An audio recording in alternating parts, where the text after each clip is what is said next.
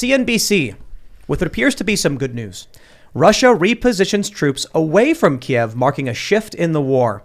Well, this sounds good. I mean, the troops are going to be moving away from Kiev. It sounds like Vladimir Putin is gearing up to pull back, maybe even retreat to retreat his high command into nuclear bunkers. Okay, that being the case, it now kind of reframes the retreat into: is Vladimir Putin pulling his troops out of Kiev because he's going to drop bombs on Kiev? Is that a stretch? No clue. Absolutely no clue. But I agree with you that it definitely changes the tone of the story to hear that he was going into a nuclear bunker rather than just pulling out.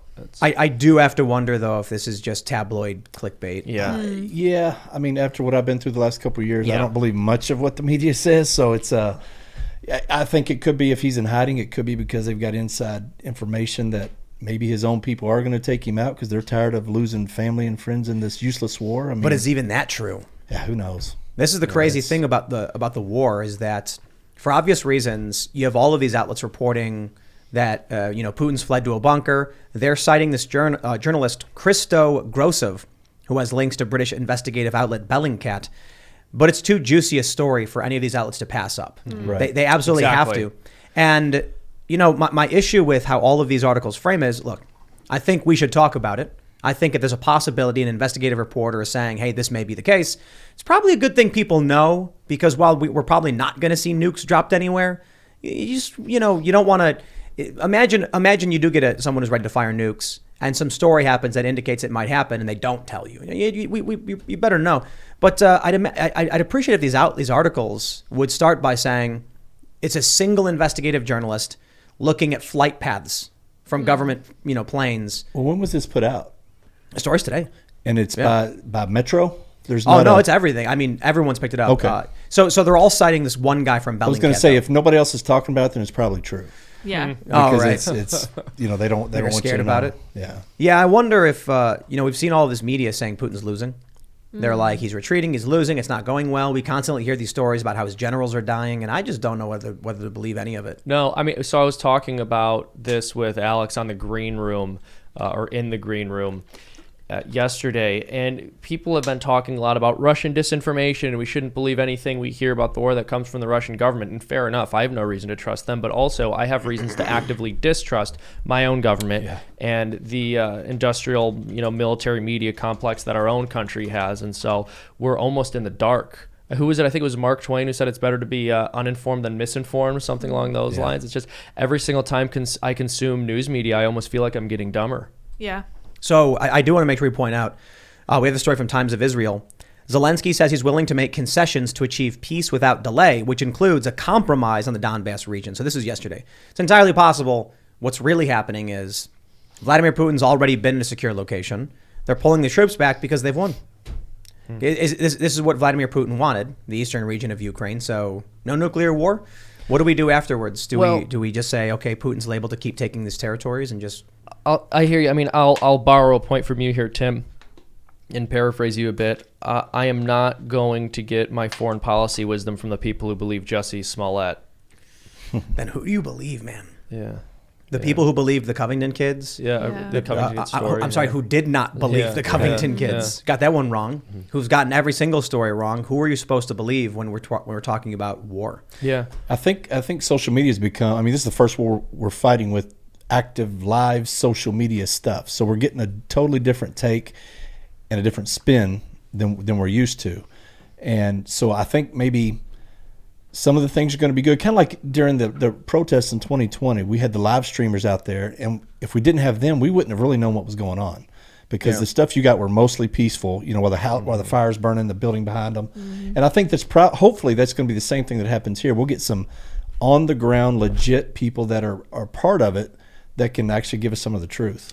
Yeah, I mean, it sounds a little bit cheesy, right? Because we hear people in the media using this as a talking point all the time, but it is really important for people to be able to trust their media. Unfortunately, we're really not able to. There's just no media apparatus we can count on to reliably tell us the truth. And so they're constantly bellowing about the fact that no one trusts them, and they're constantly saying, if we really want to have a functioning society, there needs to be some common narrative people unite on, and no one believes us. But then they never take responsibility for lying.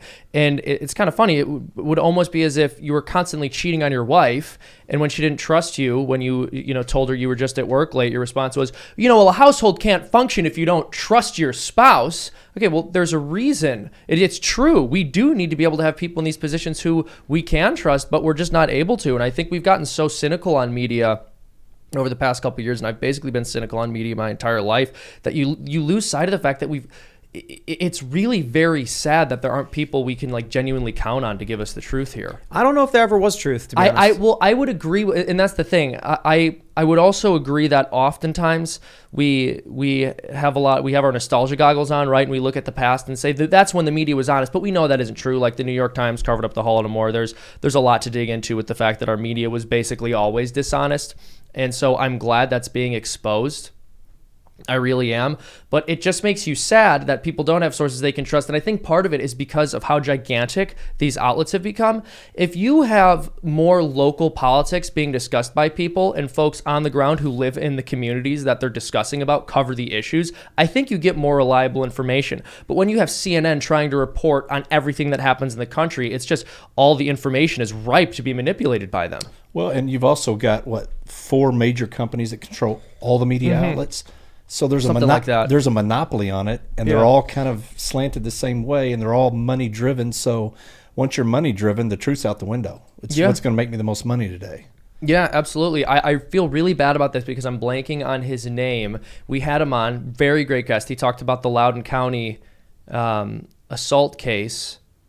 He was the journalist who exposed it. Oh, Luke Rosiak? Yes. Yeah. Okay, thank you. One thing he said that I thought was really instructive was he, as a local, decided that he was just going to pay attention to an issue which was near to him. And so he called the father who was being maligned in the media and asked him why he responded the way he did. And the father explained that his daughter was sexually assaulted. That's the kind of journalism we need. But it's no coincidence that it was a person who was a member of that community who actually got that information. It's getting to the point where I don't think I can trust media sources that were not there on the scene or aren't part of the community. Because they have no incentive not to lie about what happened there. It's not their community. Well, take a look at this, right? So we have this story. Times of Israel says Ukraine could declare neutrality, offer security guarantees to Russia, and potentially accept a compromise in the contested area in the country's east to secure peace without delay, hinting at possible concessions. This sounds basically like defeat, like Russia's won. The president of Ukraine says we're going to give you what you want. Now, they've been reporting over and over again that Russia was losing. They showed these videos over and over again of Russian tanks being hit and Russians being ambushed. They lie about, these tanks running people over. All just insane propaganda. I'd ask people, do you think Vladimir Putin is intentionally targeting civilians? And they would say yes. And I'd say, why would you think that? I don't think Putin's a good guy. But we're not, human beings are not comic book villains. Well, he's not dumb. He knows if he does that, then they go in and take over Ukraine and they occupy it. He's not going to have their loyalty because he's killed their family members. I should clarify, too. What I mean is there are people who believe that Vladimir Putin is killing civilians for the sake of killing civilians. Right. His invasion is killing civilians in the name of his military objectives. But what I specifically mean is, do you think he was like, hey, go in there and kill civilians? Well, of course not. He's saying go in there and just do what you have to do regardless of the consequences. No, I mean, when our government kills civilians, it's collateral damage, and that's just the cost of waging war. But of course, when other governments do it, it's because they intentionally want to kill innocent people. Yes, but I do got to pause there and issue a slight correction. Mm-hmm. Under the Obama administration, we did something a bit more clever. When the United States killed civilians in the Middle East, we just said, are they adult men? No, they're enemy combatants. If they were combat-aged males, they would not be military-aged men. They would not be classified as civilian deaths. That slipped past me. I didn't know that. That's Talk horrible. about that's horrible. Dirty stuff. And that's what's fascinating is that whether it was Trump or just this emergent phenomenon, you end up with a lot of regular Americans, populist, conservative types, just finally coming out and being like, "Hey, we don't want any of that. We don't want military-age males just being bombed, and then you guys just pass the buck." Donald Trump runs as a Republican saying, bring our troops back. The war makes no sense. And people are clapping and cheering for him. Joe Biden, I love how the Democrats can keep pushing these lies about we don't want war. And then what do you get? You get chaos. You get more war. Isn't it so crazy? Under Donald Trump, no new wars. None. Certainly, wars were still being fought. Yeah, he was far from perfect on foreign policy. Joe Biden gets in, and how long until we got a new war? Well, to be fair, Russia's invasion of Ukraine is different from a U.S. invasion somewhere. Yeah. But there's global instability. We've got reports of U.S. troop movements in Syria, and this is almost immediately. So it's not surprising. North Korea shooting their, or China, whichever one's shooting the missiles back in the sea. North Korea. Again. Yeah, North Korea. Yeah. I mean, look, under Donald Trump, we had security issues. We had concerns. You had North Korea doing their nuclear tests. But I think the reason Vladimir Putin didn't invade Ukraine is because Donald Trump crushed ISIS. And then pulled our troops out, and Russia was like, all right. And Russia went over there and got their tail kicked by them. Yeah. In the Middle East. I mean, they didn't fare very well when they went over there. They thought they were going to go over and just do what they do, and they didn't. And you talked about the propaganda. Zelensky, was it yesterday or the day before? I think it was yesterday, said they're going to start putting kids back in school. In Ukraine? To school, yeah. Wow. And I thought, now, are they really going to go back to school, or is he going to say they are and then blow up one of his own schools with nobody in it and say we had these casualties to make it look like Russia's this super enemy again? I don't know. I want to see in the next week or two if one of their schools happens to get bombed, and then you'll know he kind of laid the ground for this. The challenge with false flags is that it's always a simpler solution that an enemy bombed their enemy. Mm-hmm. But we do know that countries and governments use false flags, like the U.S. in the Gulf of Tonkin, or the proposals around Operation Northwoods. Northwoods, that's right. Yeah, so it's tough. Zelensky's lied already several times when he was like, oh, no, they're bombing the nuclear facility. Quick, NATO, no-fly zone. And then they're like, there's radiation. Oh, and then the International Atomic Posted Energy. a picture with his generals, and it was like 3 years ago. Was it really? Yeah, it was like 2018. There's a video that this is the remarkable thing. People are like, it looks like a green screen. And then you actually see people online being, it's not a green screen. It's just because they do a bunch of lighting, so it makes it look like the back isn't properly connected. You can see his shadow, and I'm like, the image behind him is a still image. The trees aren't moving. There's no movement, no wind, nothing. Trees move. Yeah. And it's just whatever, man. I don't know. What I do know is they lie. Everybody lies. No, yeah, absolutely. And it's so bizarre how people are willing to be completely cynical about their own political leaders until warfare breaks out. And then every single thing they say is gospel truth. And if you doubt what they're telling you, you're siding with the enemy. It's ridiculous. Yeah, now they don't become good people. You're a Putin apologist. Yeah. No, I'm not. I'm just calling both sides. They're both dirty. Exactly. Like the people who have consistently lied to us for their entire time on the public stage didn't miraculously become honest human beings because a conflict broke out on the international stage. Yeah. Thanks for checking out this segment from the Timcast IRL podcast. But if you want to check out the full show live, tune in Monday through Friday at 8 p.m.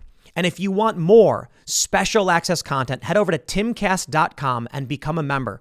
Your membership helps sustain this company, keep our journalists employed, makes this show happen, and you will get access to exclusive members-only segments of the Timcast IRL podcast, and there's a massive library to check out. So again, go to timcast.com or tune in Monday through Friday at 8 p.m., and we'll see you all there.